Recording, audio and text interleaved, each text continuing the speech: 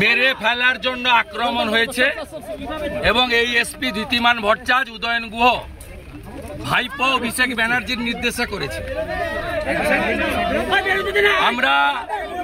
আমরা এর কাছে রিসিভ করিয়েছি বরেন বর্মন, নিখিল রঞ্জন দে এবং সুশীল বর্মনের উপর যে হামলা তার সিডিও জমা দিয়েছি আর রিসিভ করিয়েছি। আমরা বসিনি ওর কাছে, ওকে বলেছি কোর্টে দেখা হবে, কারণ আজকে এখানে এসেছি জলপাইগুড়ি সার্কিট বেঞ্চের অনারেবল জাস্টিস সম্মানীয় সৌগত ভট্টাচার্য মহোদয়ের অর্ডারে আমরা তার কাছেই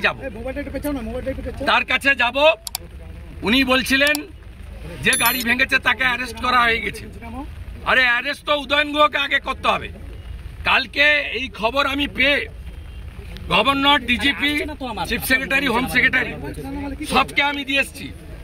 2021 সালে অনারেবল জাস্টিস রাজশেখর মান্থার দুটো অর্ডার আছে, কমিউনিকেট করেছে আমার লয়ার। তারপরেও এই জিনিস করেছে, খুব প্রমাণিত। পুলিশ বিরোধী দলনেতাকে খুন করতে চেয়েছিল। খুনের মামলার প্রত্যক্ষ আসামি যদি উদয়ন গুহ হয়, পরোক্ষ আসামির নাম Dhritiman Bhattacharya, promotee WR IPS।